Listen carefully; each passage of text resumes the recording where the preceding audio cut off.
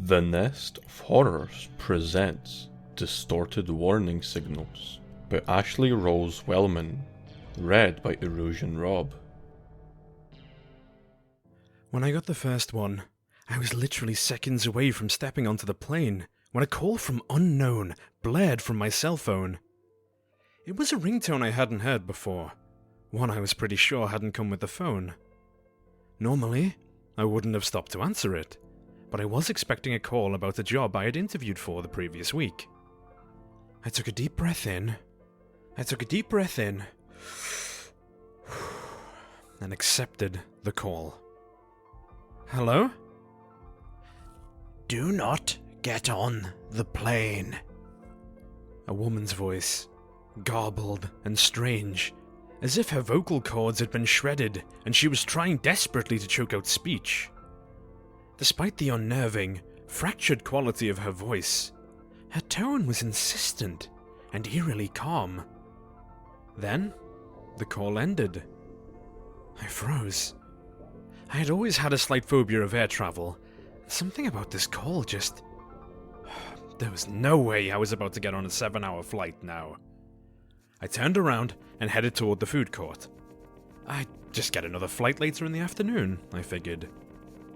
I watched from the airport Starbucks 3 hours later as every TV in the terminal lit up with the crash footage of the plane I should have been on. No survivors. Not a single one. I tried to trace the call. So did the police. But there was nothing to trace. There was no evidence my phone had ever received a call around that time. They analyzed phone records, incoming and outgoing communication to my phone. Nothing. I wasn't making it up. I couldn't have been. That wasn't the only call.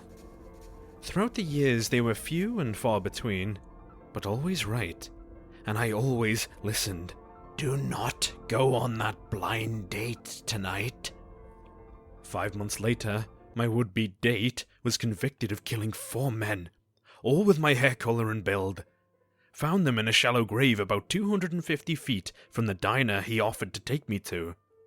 Do not drive to the concert tonight. 18-wheeler lost control and plowed into a line of cars. Every driver crushed, every driver killed. In the stretch of freeway I would have been driving down. No matter if I got a new phone, if I moved across the country, the calls would still come. I could almost feel the presence of whatever it is, watching over me. I imagined being at the bottom of the freezing ocean, still strapped into my coach section plane seat, or being at that mass grave across from the diner, or watching an 18-wheeler skidding toward my car, knowing death was imminent. And I get this tightness in my chest. I think about how thin that line was, how close I'd gotten. If I hadn't had a job interview I was waiting to hear back from, I'd have never listened to that first call, and that would be it for me. It always felt like something was coming for me, but there was always this fractured, warped voice, with these calls that never seemed to exist after I heard them. Self-destructing warning signals, rotting away before my eyes. And I was alive. I had a bad feeling about this cruise. I had planned it as a guy's week out with some of my old friends from college, and was looking forward to a week in the tropics in the dead of winter. But part of me could almost sense that call was coming. Maybe I'd watched Titanic one too many times, but there was a little nagging fear from the start. I hoped it would be fine, but I knew that if something was going to happen, I'd get the call. I'd know. Now, a week before I'm set to go on the cruise, after stepping into my apartment after returning from dinner with a friend, I notice my cell has a message from unknown. They've never had to leave a message before. Haven't checked it all night. Damn it. I'd really wanted to go on that cruise too.